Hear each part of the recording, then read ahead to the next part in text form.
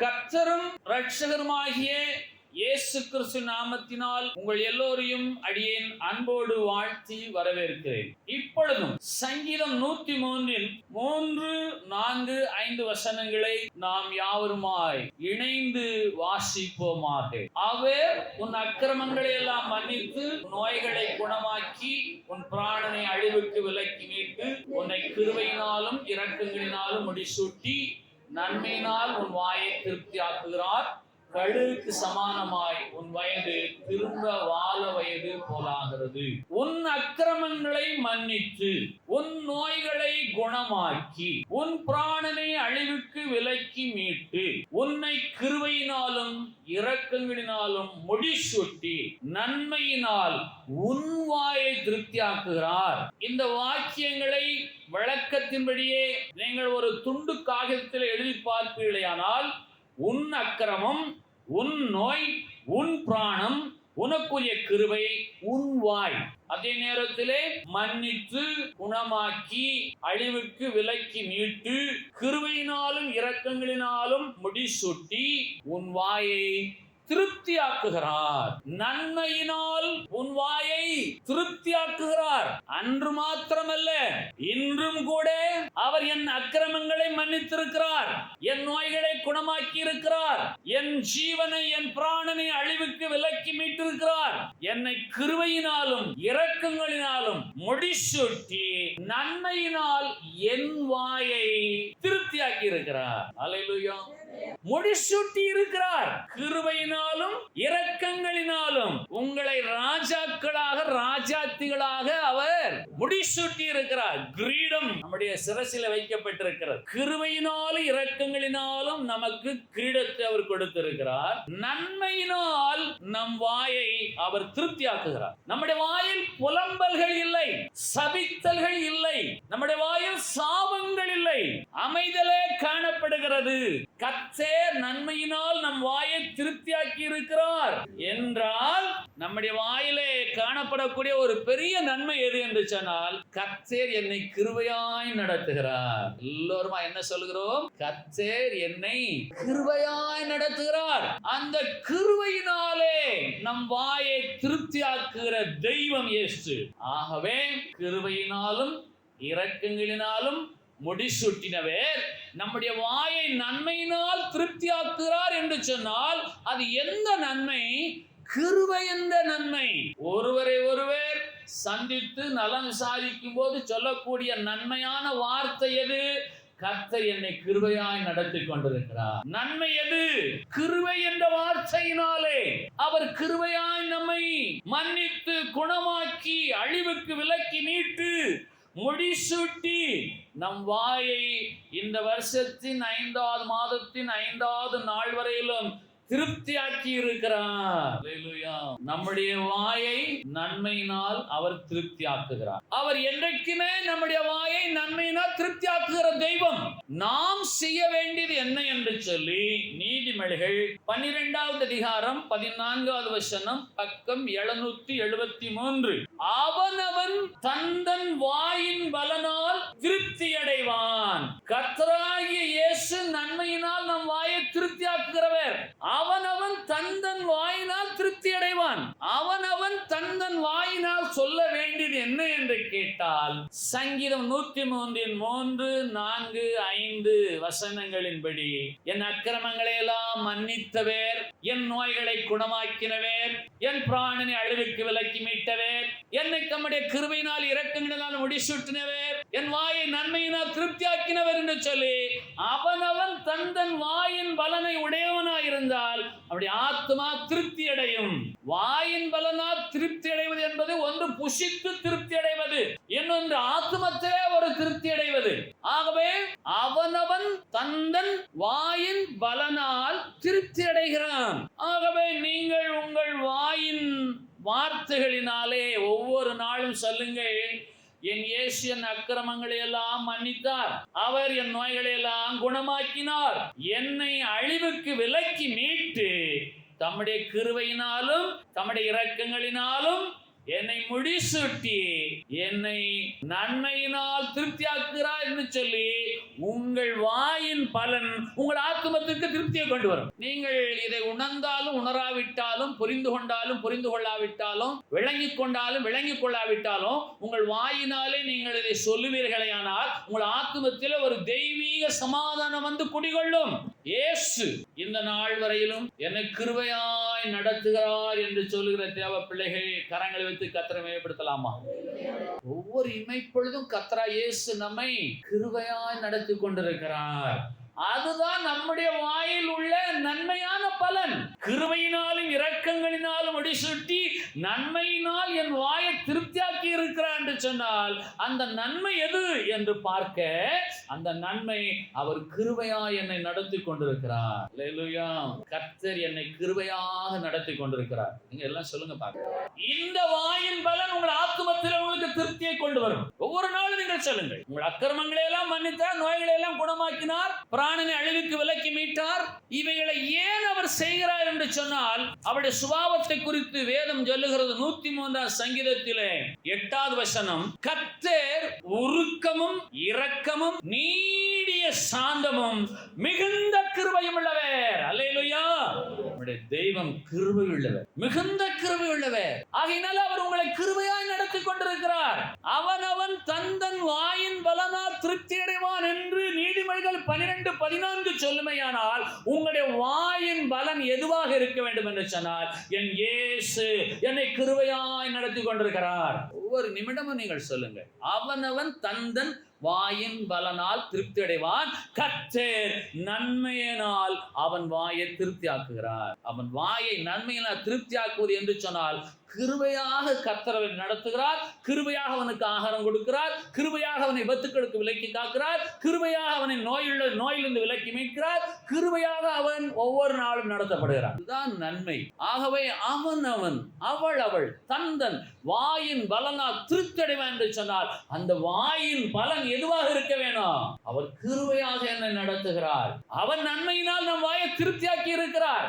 ஆனால் நாம வந்தால் நம்முடைய வாயின் பலனால் திருப்தி அடையத்தக்கதாக கர்த்தர் என்னை கிருபையாய் நடத்துகிறார் என்று சொல்ல நாம் ஆயத்தப்படுவோமா? புதிய ஏற்பாட்டிலே 87வது பக்கம், லூக்கா 6வது அதிகாரம் 45வது வசனம், வசனத்தின் கடைசி பகுதி. லூக்கா 6:45, இருதயத்தின் நிறைவினால் அவன் வாய் பேசும். அற்புதமான ஒரு வாக்கியம். உங்களுடைய இருதயத்தின் நிறைவு எதுவாக இருக்கிறது? நீங்கள் புலம்புகிறீர்களோ, வேதனைப்படுகிறீர்களோ, சஞ்சலப்படுகிறீர்களோ, தவிக்கிறீர்களோ? உங்களுடைய நிலை என்ன? உங்களுடைய இருதயத்தின் நிறைவு எதுவாக இருக்கிறது? உங்களுடைய இருதயத்தின் நிறைவு எதுவாக இருக்க வேண்டும் என்று சொன்னால், கர்த்தர் தம்முடைய கிருபையினாலும் இரக்கங்களினாலும் முடிசூட்டி நன்மையினால் என் வாயை திருப்தியாக்கி இருக்கிறார் என்றே வாயின் பலன் உங்களுக்கு திருப்தியை கொண்டு வரும். உங்களுடைய இருதயத்தில் அந்த நிறைவு இருந்தால் உங்கள் இருதயத்தின் நிறைவினாலே உங்கள் வாய் பேசும். ஆகவே கர்த்தராகிய இயேசு நன்மையினால் நம் வாயை திருப்தியாக்குகிறவர். நம்முடைய வாயின் பலன் எப்படிப்பட்டதாக இருக்க வேண்டும் என்று சொன்னால், அவர் கிருபையாய் என்னை நடத்துகிறார் என்று காணப்படும் போது உங்களுடைய ஆத்துமத்திலே பலன், திருப்தி, சந்தோஷம், சமாதானம், நிறைவு உண்டாயிருக்கும். அது எப்படி உண்டாயிருக்கும் என்று நீங்கள் கேட்டால், அது உண்டாயிருக்கும் விசுவாசமே உதவி செய்கிறதா இருக்கிறது. இருதயத்தின் நிறைவு என்ன? அந்த இருதயத்தின் நிறைவினால் அவனவன் வாய் பேசும். அவனவன் தன் வாயின் பலனால் திருப்தி அடைவான். அவரவன் தான் நன்மையினால் உன் வாயை திருப்தியாக்குகிறவர். ஆனால் உன்னுடைய இருதயத்தின் நிறைவு என்ன? இருதயத்தில் என்ன நிறைந்திருக்கிறது? கடந்த 4 மாதங்களும் கர்த்தர் என்னை கிருபையாய் நடத்தினார் என்ற நினைவு உங்கள் இதயத்தின் நிறைவாக இருப்பதாக. அல்லேலூயா. எசேக்கியேல் 33வது அதிகாரம் 31வது வசனம், பழைய ஏற்பாட்டில் 1004வது பக்கம். ஜனங்கள் கூடி வருகிற வழக்கத்தின்படி உன்னிடத்தில் வந்து உனக்கு முன்பாக என் ஜனங்கள் போல் உட்கார்ந்து என் வார்த்தைகளை கேட்கிறார்கள். ஆனாலும் அவர்கள் அவைகளின்படி செய்கிறதில்லை. அவர்கள் தங்கள் வாயினாலே இன்பமாய் பேசுகிறார்கள், அவர்கள் இருதயமோ பொருளாசையை பின்பற்றி போகிறது. லூக்கா 6:45 வசனத்தின் கடைசி பகுதி சொல்லுகிறது, இருதயத்தின் நிறைவினால் அவனவன் வாய் பேசும்.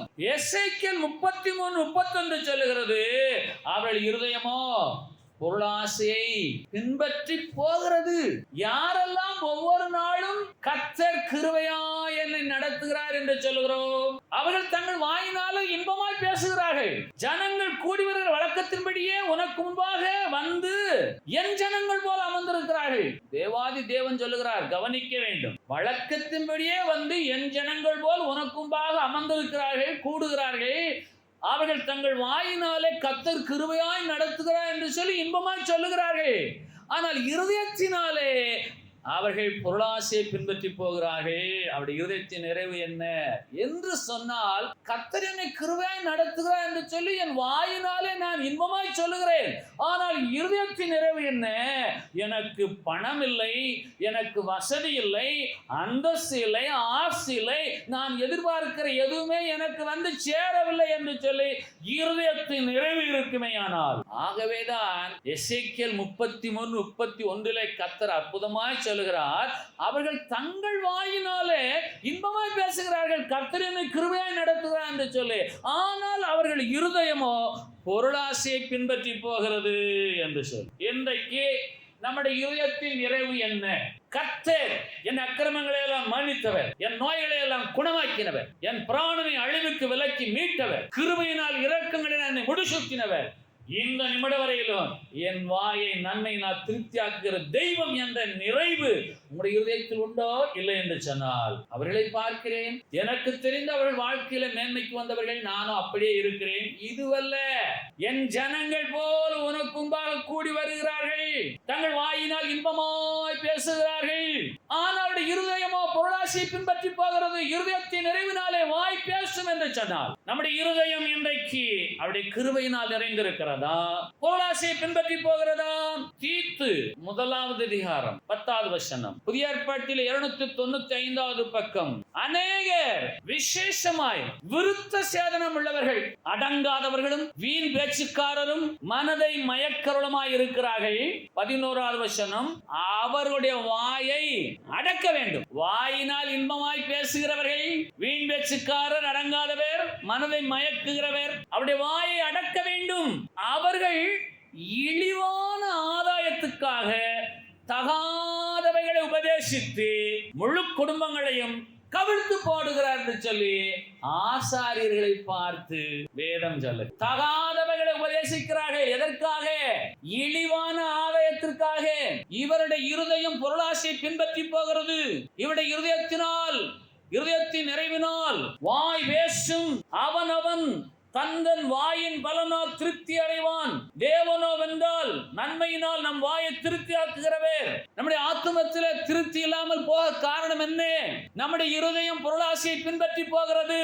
பிரசங்கி 5:19 வசனம், தேவன் ஐஸ்வரியத்தையும் சம்பத்தையும் எவனுக்கு கொடுத்திருக்கிறாரோ அவன் அதிலே புசிக்கவும் தன் பங்கை பெறவும் தன் பிரயாசத்திலே மகிழ்ச்சியாயிருக்கவும் அவனுக்கு அதிகாரம் அளிப்பது தேவனுடைய அனுக்கிரகம். பழைய ஏற்பாட்டிலே 795 பக்கம். தேவன் ஐஸ்வரியத்தை சம்பத்தை எவனுக்கு கொடுத்திருக்கிறாரோ அவைகளை அனுபவிக்கும்படியான அதிகாரம் அளிப்பதும் அவருடைய அனுக்கிரகம், இரக்கம். அவர் உன் நோய்களை குணமாக்கி உன் அக்கிரமங்களை மன்னித்து உன் பிராணனை விலக்கி மீட்டபடியினாலே தான் நீ ஜீவனோடு இருக்கிறாய். ஜீவனோடு இருக்கிற நீ வென்றால் பொருளாசையை பின்பற்றி உன் இருதயத்தை திருப்பி நீ பொருளாசை பெற்று அதனால் நிரண்டி எல்லாவற்றையும் சவதரித்துக் கொண்டாலும் அவைகளை அதன் பங்கை அந்த பிரயாசத்தின் பலனை பெற்றுக்கொள்ளும்படியாக அவனுக்கு அதிகாரம் அளிக்கிற தேவனாகிய கர்த்தர் தான் அனுக்கிரகம் பண்ண வேணும். கருத்து என்ன என்றால், உங்களுடைய இருதயம், உங்களுடைய இருதயத்தின் நிறைவு, உங்களுடைய இருதயத்தின் திருப்தி, உங்கள் ஆத்ம திருப்தி, உங்கள் வாயின் பலன். உங்கள் வாய் எதனால திருப்தி ஆகிறது? ஐஸ்வர்யத்தையும் சம்பத்தையும் அவர் கொடுத்தாலும் அவைகளினாலே மகிழ்ச்சியா இருக்க அவனுக்கு அதிகாரம் அளிப்பது தேவனுடைய அனுக்கிரகம். நீங்கள் நினைக்கலாம், எனக்கு தேவையான அளவுக்கு என்னுடைய ஐஸ்வர்யமும் சம்பத்தும் பெருகினால் நான் மகிழ்ச்சி அடைவேன் என்று சொல்லி. ஆனால் பிரசங்கியில கர்த்தருடைய வார்த்தை சொல்லுகிறது, ஐஸ்வர்யத்தையும் சம்பத்தையும் ஒருவன் வைத்திருந்தாலும் அதில் புசிக்கவும் அந்த பிரயாசத்தினால மகிழ்ச்சியா இருக்கவும் அவர்தான் அனுக்கிரகம் பாராட்ட வேண்டும். அக்கிரமங்களை மன்னித்தவர், நோய்களை குணமாக்கினவர், பிராணனை அழிவுக்கு விலக்கி மீட்டவர், அவர் நம்மை பலனோடு வைத்திருந்தால் தான் இந்த ஐஸ்வர்யத்தையும் சம்பத்தையும் புசிக்கவும் பலனை பெறவும் மகிழ்ச்சியா இருக்கவும் முடியும். ஆகவே உங்களுடைய இருதயம் இன்றைக்கு பொருளாசை சாராமல் உங்களுடைய இருதயம் அவருடைய கிருபையினால் நிறைந்திருப்பதாக. இருதயத்தின் நிறைவினால் அவனவன் வாய் பேசும், நன்மையினால் உன் வாயை திருப்தியாக்கினவர் அவனவன் தன் வாயின் பலனால் திருப்தி அடைவான். அவர்கள் தங்கள் வாயினால் இன்பமாய் பேசுகிறார்கள், ஆனால் அவருடைய இருதயமோ பொருளாசையை சார்ந்திருக்கிறது, பின்பற்றி போகிறதே.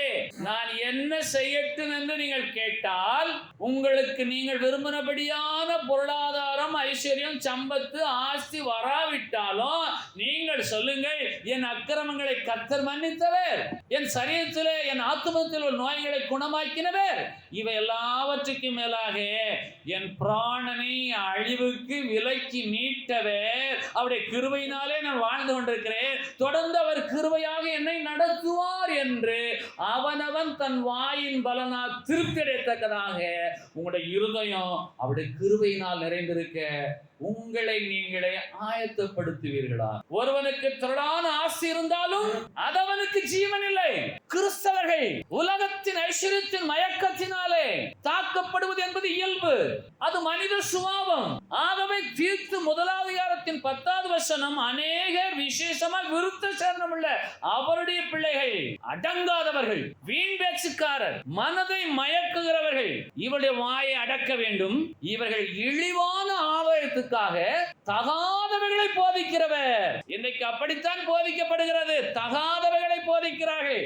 தகுதியானவைகளை போதிப்பது எது என்று சொன்னால், எனக்குற ஐஸ்வர்யமும் சம்பத்தும் என் தேவனாலே எனக்கு கொடுக்கப்படும், என் அக்கிரமங்களை மன்னித்து என் நோய்களை குணமாக்கி இவை எல்லாவற்றுக்கும் மேலாக என் ஜீவனை என் பிராணனை அழிவுக்கு விலக்கி மீட்டு கிருபையா என்னை இந்த நாளில் நடத்தி வருகிறார் என்ற உங்கள் இதயத்தின் நிறைவினாலே உங்களுடைய ஆத்துமா வாழும். நம்முடைய எதிர்பார்ப்பு வானளாவியது. நம்முடைய எதிர்பார்ப்பு வானளாவியது. நீங்கள் எதிர்பார்த்தபடியே ஐஸ்வர்யத்தையும் சம்பத்தையும் ஒருவனுக்கு கொடுத்தாலும் அதன் பிரயாசத்தின் பலனையும் பங்கையும் புசிக்கவும் மகிழ்ச்சியா இருக்கவும் அவர்தான் அனுக்கிரகம் பாராட்ட வேணும். அவர்தான் உங்களுடைய பிராணனை காக்கிறவர், அவர்தான் உங்க பிராணனை மீட்டவர். அது உங்களுடைய இருதயத்தின் நிறைவாயிருந்து உங்கள் இருதயத்தின் நிறைவினாலே உங்கள் வாயின் பலன் பேசுவது என்ன? ஆகவே என்னுடைய வாயிலே எப்போதும் புலப்பம் இல்லை, என்னுடைய வாயிலே எப்போதும் தவிப்பு இல்லை, என் வாயிலே எப்போதும் சஞ்சலம் இல்லை, என் வாயிலே எப்போதும் குறைவில்லை. என் வாயின் பலன் திருப்தியா இருக்க என்னை நானே என் இருதயத்தை ஆராய்ந்து பார்த்து, என் இருதயத்தின் நிறைவு என்ன? என் இருதயம் என் பிராணனை விலக்கி மீட்ட என் கர்த்தரை நாடுகிறதா, இல்லை என்று சொன்னால் என் இருதயம் பொருளாசை சாய்ந்து போய் கொண்டிருக்கிறதா? நீங்கள் என்னவெல்லாம் எதிர்பார்க்கிறீர்களோ அவைகளெல்லாம் உங்களுக்கு தேவனாய் கர்த்தர் கொடுக்க வல்லவர். அவைகளையெல்லாம் பெற்றுக்கொண்டாலும் அவைகளை அனுபவிக்கும்படியான அதிகாரத்தையும் அவர்தான் உங்களுக்கு கொடுக்க வேண்டும் என்று சொல்லி பிரசங்கி 5வது அதிகாரத்தின் 19வது வசனம் சொல்லுகிறபடியினாலே உடைய இருதயத்தின் நிறைவு அவனவன் தந்தன் வாயின் பலனால் திருப்தி அடைவான். இருதயத்தின் நிறைவினால் அவனவன் வாய் பேசும். ஆகவே இந்த வருஷத்தின் 5வது நாளிலே வந்திருக்கிற நீங்கள், என் தேவனாய கர்த்தர் என் அக்கிரமங்களை மன்னித்து என் நோய்களை எல்லாம் குணமாக்கி என் பிராணனை அழிவுக்கு விலக்கி மீட்டு கிருபையினால் இறக்குன என முடிசூட்டி நன்மையினால் என் வாயை திருப்தியாக்குகிறார் என்று அவனவன் தந்தன் வாயின் பலனால் திருப்தி அடைவானாக. நீதிமொழிகள் 12:14 உடைய இதயத்தின் நிறைவு எதை உபதேசிக்கிறார்கள்? தீத்து 1வது அதிகாரத்தின் 11வது வசனம், அவர்கள் இழிவான ஆதாயத்துக்காக தகாதவைகளை உபதேசிக்கிறார்கள். தகுந்ததை உபதேசிக்க வேண்டும் என்றால் என்ன என்று கேட்டால் பிரசங்கி 5வது அதிகாரத்தின் 19வது வசனத்தை தான் பிரசங்கிக்க வேணும். இழிவான ஆதாயத்துக்காக அநேகர் தகாதவர்களை பிரசங்கித்துக் கொண்டிருக்கிறார்கள். தகுந்தவர்களை பிரசங்கிக்க வேண்டும் என்று சொன்னால் பிரசங்கி 5வது அதிகாரத்தின் 19வது வசனம், ஐஸ்வர்யத்தின் சம்பத்தை எவனுக்கு கொடுத்திருக்கிறாரோ அவன் அதிலே புசிக்க வேணும், தன் பங்கை பெற வேணும், தன் பிரயாசத்தில் மகிழ்ச்சியா இருக்க வேணும். இவைகளுக்கெல்லாம் அவனுக்கு அதிகாரம் அளிப்பது தேவனுடைய அனுக்கிரகமாக இருக்கிறது. அவர் அனுக்கிரகம் செய்வாரேயானால் 20வது வசனம், அவனுடைய இருதயத்திலே மகிழும்படி தேவன் அவனுக்கு அனுக்கிரகம் பண்ணுகிறார். மகிழ்ச்சி என்பது இருதயத்தில் நிறைந்திருக்க வேணும். திருப்தி என்பது இருதயத்தில் நிறைந்திருக்க வேணும். அந்த இருதயத்தின் நிறைவினாலே வாய் பேசும். அவனவன் தன் வாயின் பலனால் திருப்தி அடைவான். அப்ப இருதயத்தின் நிறைவினால் வாய் பேசும் என்று சொன்னால் உங்கள் வாயில் இருந்து கர்த்தர் என்னை கிருபையாய் நடத்துகிறார் என்ற வாயின் பலம் திருப்தியாக வரும்படிக்கு உங்களுடைய இருதயம் எப்போதும் அவருடைய கிருபையினால் நிரம்பி இருப்பதால் கிருபையினால் நிரம்பி இருக்கும். ஏன் என்று கேட்டால் சொல்லும் போது அற்புதமாக சொல்லுவார்கள், கர்த்தர் என்னை கிருபையாய் நடத்துகிறார். அதைத்தான் எசேக்கியேல் 33:31 சொல்லுகிறது. ஜனங்கள் கூடி வருகிற வழக்கத்தின்படியே உன்னிடத்தில் வந்து உனக்கு முன்பாக என் ஜனங்கள் போல் உட்கார்ந்து உன் வார்த்தைகளை கேட்கிறார்கள். இதுவரைக்கும் கரெக்டா நடந்துகிட்டு தான் இருக்கு. இதெல்லாம் இல்லைன்னு யாரும் சொல்ல முடியாது. ஆனாலும் அவர்கள் நீ என்ன சொல்லுகிறாயோ அவைகளின்படி செய்கிறதில்லை. அவர்கள் தங்கள் வாயினால் இன்பமாய் பேசுவார்கள், ஆனால் அவருடைய இருதயம் பொருளாசையை பின்பற்றி போகிறது. இருதயத்தின் நிறைவினால் வாய் பேசுகிறது. அவன் தன் வாயின் பலனால் திருப்தி அடைவான். அவர் நம் நோயை குணமாக்கி நம் பிராணனை அழிவுக்கு விலக்கி மீட்டபடியினாலே தான் நாம் புசிக்கிறோம். ஒருவனுக்கு திரளான ஐஸ்வர்யம் இருந்தாலும் அது அவனுக்கு ஜீவன் இல்லை. இயேசுவே வழியும் சத்தியமும் ஜீவனுமாய் இருக்கிறார். ஆகவே இன்றைக்கு ஜனங்களை போல நாம் காணப்படாதபடிக்கு நாம் என்ன செய்ய வேண்டும் என்றால், என் தேவனாகிய கர்த்தர் என் அக்கிரமங்களை மன்னித்தார், என் நோய்களை குணமாக்கினார், என் பிராணனை அழிவுக்கு விலக்கி மீட்டார், கிருபையினால் இரக்கங்களை முடிசூட்டி இருக்கிறார் என்ற அந்த நினைவு உங்கள் இதயத்தில் இருக்க உங்களை நீங்களே ஆயத்தப்படுத்துவீர்களா? உலக ஜனங்களை போல தகாதவர்களை உபதேசிக்கிறவர்கள், இழிவான ஆதாயத்துக்காக ஜனங்களை வஞ்சிக்கிறவர்கள் அவருடைய வாயை அடக்க வேண்டும் என்று தீத்து 1:11 சொல்லுகிறது. இவர்கள் மனதை மயக்குகிறவர்கள் என்று தீத்து 1:10 சொல்லுகிறது. அதே வேளையிலே லூக்கா 6வது அதிகாரத்தின் 45வது வசனத்தின் கடைசி பகுதி சொல்லுகிறது, இருதயத்தின் நிறைவினால் அவனவன் வாய் பேசும். 1 நாளாகமம் 29வது அதிகாரம் 12வது வசனம், ஐஸ்வர்யமும் கனமும் உம்மாலே வருகிறது, தேவரீர் எல்லாவற்றையும் ஆளுகிறவர், உம்முடைய கரத்திலே சத்துவமும் வல்லமையும் உண்டு, எவரையும் மேன்மைப்படுத்தவும் பலப்படுத்தவும் உம்முடைய கரத்தினாலே ஆகும். 1 நாளாகமும் 29வது அதிகாரம் 12வது வசனம், பக்கம் பழைய ஏற்பாட்டில் 542வது பக்கம். ஐஸ்வர்யத்தின் சம்பத்தை எவனுக்கு கொடுத்திருக்கிறாரோ அவன் அதில் புசிக்கவும் தன் பங்கை பெறவும் அதில் மகிழ்ச்சியா இருக்கவும் அவனுக்கு அதிகாரம் அளிப்பது அவருடைய அனுக்கிரகம். 1 நாளாகமம் 29:12 சொல்லுகிறது, ஐஸ்வர்யமும் கனமும் உம்மாலே வருகிறது, தேவரீர் எல்லாவற்றையும் ஆளுகிறவர், உம்முடைய கரத்திலே சத்துவமும் வல்லமையும் உண்டு, எவரையும் மேன்மைப்படுத்தவும் பலப்படுத்தவும் உம்முடைய கரத்தினால ஆகும் என்று அவனவன் தன் வாயின் பலனால் திருப்தி அடைவான். இருதயத்தின் நிறைவினால் அவனவன் வாய் பேசும். ஆகவே பிரசங்கி 5வது அதிகாரத்தின் 19வது வசனத்திற்கும் 1 நாளாகமம் 29வது அதிகாரத்தின் 12வது வசனத்திற்கும் ஒரு பெருத்த தொடர்பு இருக்கிறதை நீங்கள் உணர்ந்து கொள்ளுங்கள். எவரையும் மேன்மைப்படுத்தும் பலப்படுத்தும் அவருடைய கரத்தினாலே ஆகும். உங்களுடைய இருதயம் இந்த வசனங்களினாலே நிறைந்திருக்க வேண்டுமே. உங்களுடைய இருதயத்தின் நிறைவு எதுவாக இருக்கிறது?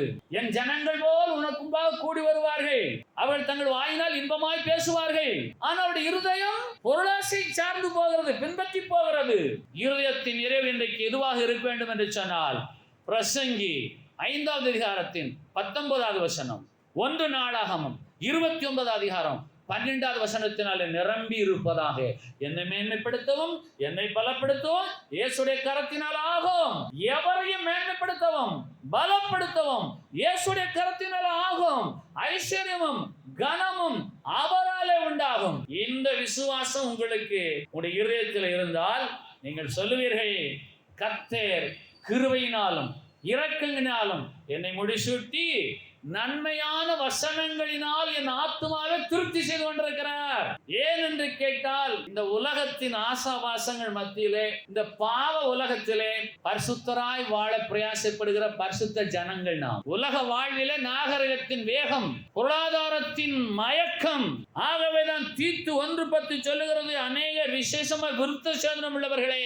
தீத்து 1:10 நீங்கள் கவனிக்க வேண்டிய வாக்கியம் விருத்த சேதனம் உள்ளவர்கள், பிரித்தெடுக்கப்பட்டவர்கள், முன்குறிக்கப்பட்டவர்கள், அழைக்கப்பட்டவர்கள், வேறு பிரிக்கப்பட்டவர்களே அடங்காதவர்களாய் இருக்கிறார்கள், வீண் பேச்சுக்காரராய் இருக்கிறார்கள், மனதை மயக்குகிறார்கள். அவருடைய வாயை அடக்க வேணும். அவருடைய வாயை அடக்க வேண்டும் என்று சொன்னால் பிரசங்கி 5வது அதிகாரத்தின் 19வது வசனத்தை கொண்டு அவருடைய வாயை அடக்க வேணும்.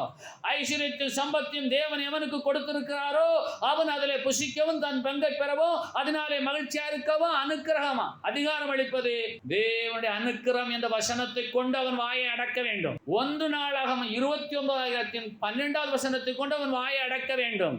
ஏன் என்று கேட்டால், இவன் இழிவான ஆதாயத்துக்காக தகாதவர்களை உபதேசித்து முழு குடும்பங்களை கவிழ்த்து போடுகிறவனாய் இருக்கிறான் ஆசாரியனானவன். விசுவாசிகளானவர்களோ என்றால் தங்கள் வாயினாலே இன்பமாய் பேசுகிறார்கள், அவருடைய இருதயமோ பொருளாசையை பின்பற்றி போகிறது.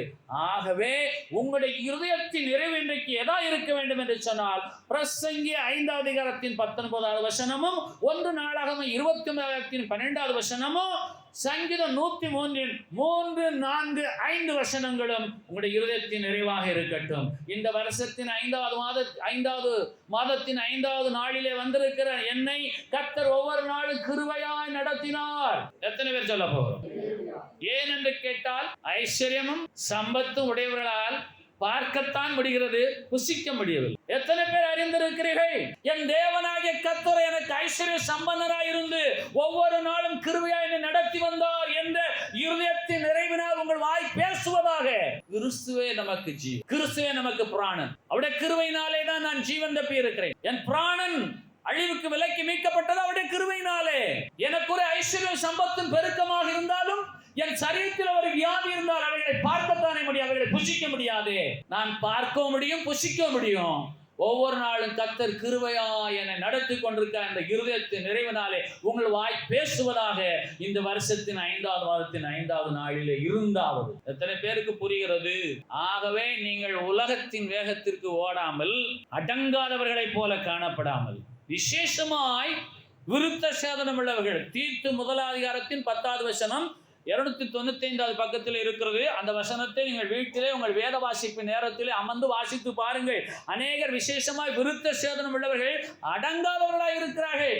அவர் சொல்லுகிறார், ஏற்ற காலத்திலே நான் உன்னை உயர்த்தும்படிக்கு என் பலத்த கரத்துக்குள்ள அடங்கிரு என்று சொல்லுகிறார்.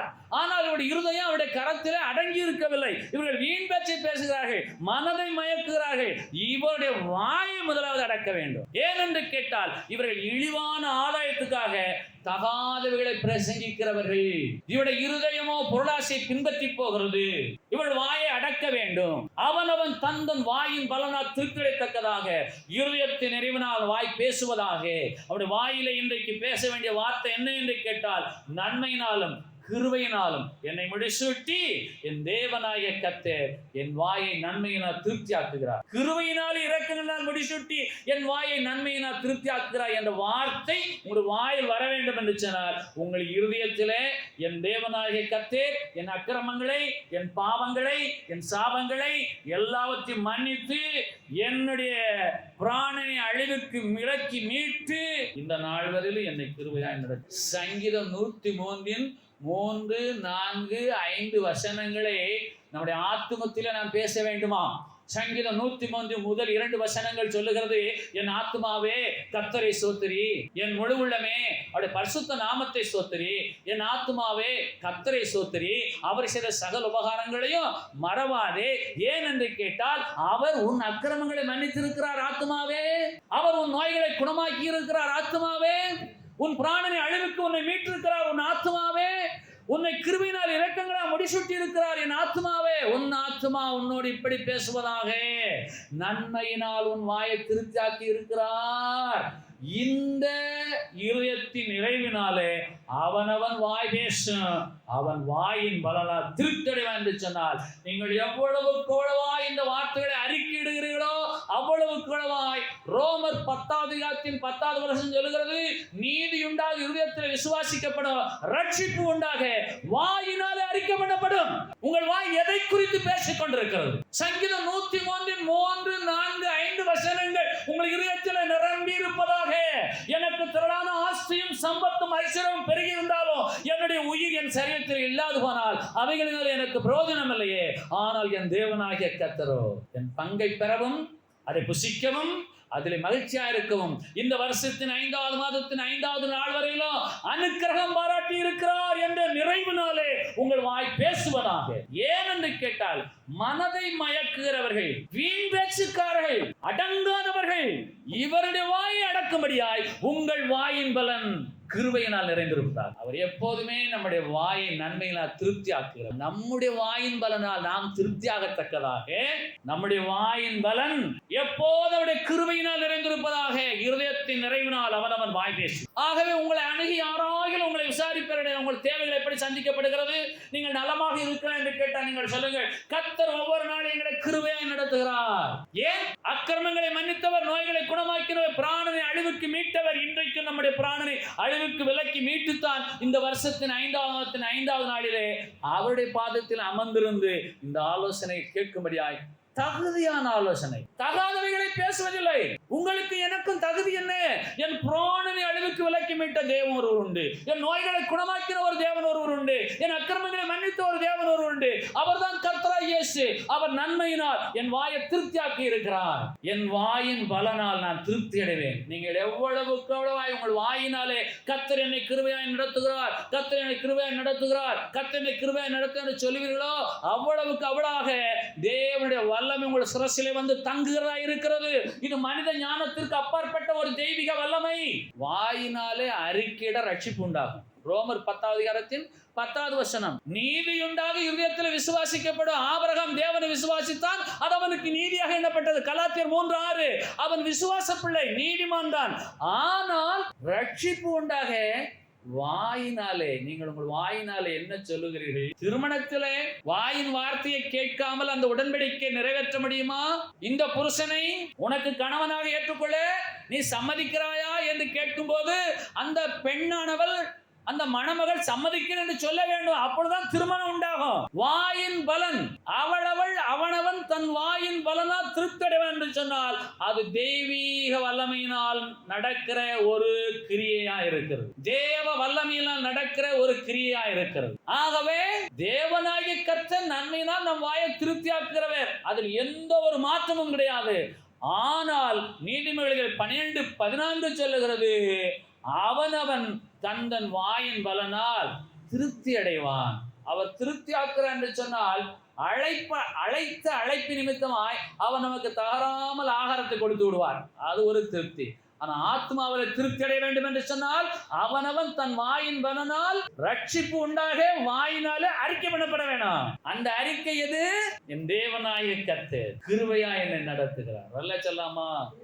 சங்கீதம் 109:30, கர்த்தரை நான் என் வாயினால் மிகவும் துதித்து அநேக நடுவிலே அவரை புகழுவேன். யாரெல்லாம் இந்த தீர்மானத்துக்கு நம்ம ஒப்புக் கொடுக்க போகிறோம்? கர்த்தரை நான் என் வாயினால் மிகவும் துதிப்பேன், அநேக நடுவிலே அவரை புகழுவேன். இந்த வசனத்தை இன்றைக்கு நீங்கள் உங்களுக்கு சொந்தமாக்கிக் கொள்ளுங்கள். சங்கீதம் 109:30, கர்த்தரை நான் என் வாயினால் மிகவும் துதிப்பேன். காரணம், அவர் என் அக்கிரமங்களை மன்னித்தவர், என் நோய்களை குணமாக்கினவர், என் பிராணனை அழிவுக்கு விலக்கி மீட்டவர், நன்மையினால் கிருபையினால் இரக்கத்தினால் என்னை முடிசூட்டி நன்மையினால் என் வாயை திருப்தியாக்கினபடியினாலே நான் என் வாயினால் கர்த்தரை மிகவும் துதித்து அநேக நடுவிலே அவரை புகழுவேன். அல்லேலூயா. சிலருக்கு வெட்கப்படுறது. எப்படி இருக்கீங்க கேட்டா, இருக்கேன். கர்த்தர் என்னை கிருபையாய் நடத்துகிறார். அநேக நடுவிலே சொல்லுகிறவர்கள் யார்? மிகவும் துதிக்கிறவர்கள் யார்? அது நீங்களாக இருக்கட்டும். ஆகவே பிரசங்கி 5வது அதிகாரத்தின் 6வது வசனம், உன் மாமிசத்தை பாவத்துக்குள்ளாக்க உன் வாய்க்கு இடம் கொடாதே. அவனவன் தந்தன் வாயின் பலனால் திருப்தி அடைவான். நீ உன் மாமிசத்தை பாவத்துக்குள்ளாக்க உன் வாய்க்கு இடம் கொடாதே. எல்லாமே சிங்குலர் பர்சன் தான். உன் பிராணன், உன் நோய், உன்னை அழிவுக்கு விலக்கி மீட்டவர், உன் அக்கிரமங்களை மன்னித்தவர், அவர்தான் சொல்லுகிறார், உன் மாமிசத்தை பாவத்துக்குள்ளாக்க உன் வாய்க்கு இடம் கொடாது. புசிக்க வேண்டியதை புசிக்கணும். புசிக்க விலக்கினதை புசித்தபடியினாலே வாயினாலே பாவம் உண்டானது. இன்றைக்கு இந்த வாயினாலே தான் ஆசீர்வாதங்களும் சாபங்களும் வருகிறதா இருக்கிறது. நம்முடைய வாயினாலே எப்போது ஆசீர்வாதமான வார்த்தைகளையே பேசுவோமேயானால் அந்த வாயின் பலனால் நாம் திருப்தி அடைவோம். நீங்க எங்கே போனாலும் கர்த்தர் என்னை கிருபையாய் நடத்துகிறார், கர்த்தராலே நாங்கள் நடத்தப்படுகிறோம், கர்த்தர் ஒவ்வொரு நாளும் கிருபையாய் நடத்த நீங்க சொல்வீர்களேயானால் அந்த வாயின் பலனால் உங்கள் ஆத்மா திருப்தியாகும். நீங்கள் எங்காயிலும் சென்று அநேக நடுவிலே தகாதவைகளை பேசி, வீணானவைகளை பேசி, இழிவான ஆதாயத்துக்காக பேசினால் உங்கள் ஆத்மாவே உங்களை பார்த்து பேசும், நீ இப்படி பேசலாமா? உன் தேவனாய கர்த்தர் உன் அக்கிரமங்களை மன்னித்து உன் நோய்களை குணமாக்கி உன் பிராணை விலக்கி மீட்டு உன்னை கிருபையினால் இறக்கலாம் முடிசூட்டி உன் வாயின் நன்மையால் திருப்தியாக்கி இருக்கிறாரே, அதவல்லவா உன் வாயினால் நீ சொல்ல வேண்டும். நீ என்ன சொல்லிக் கொண்டிருக்கிறாய்? உன் மாமிசத்தை பாவத்துக்குள்ளாக்க உன் வாய்க்கு நீ இடம் கொடுக்கிறாய். மரணமும் ஜீவனும் நாவின் அதிகாரத்தில் இருக்கிறது. ஆகவே அவனவன் தந்தன் வாயின் பலனால் திருப்தி அடைகிறான். பிரசங்கி 5வது அதிகாரத்தில் 2வது வசனம், தேவ சமூகத்தில் நீ துணிகரமாய் உன் வாயினால் பேசாமலும் மனம் பதறி ஒரு வார்த்தையும் சொல்லாமலும் இரு. ஒரு அற்புதமான வாக்கியம். தேவ சமூகத்தில் நீ துணிகரமாய் உன் வாயினால் பேசாமல் என்று சொன்னால் இருதயத்திலிருந்து பேசிக்கொண்டே இருக்க வேண்டும். யாருக்கெல்லாம் விருப்பம்? சங்கீதம் 19:14 பக்கம் 681. சங்கீதம் 19:14, என் கண்மலையின் மீட்பருமாகிய கர்த்தாவே, என் வாயின் வார்த்தைகளும் என் இருதயத்தின் தியானமும் உமது சமூகத்தில் பிரீதியாயிருப்பதாக. இந்த தீர்மானத்தோடு கர்த்தருடைய சமூகத்தை விட்டு நாம் கடந்து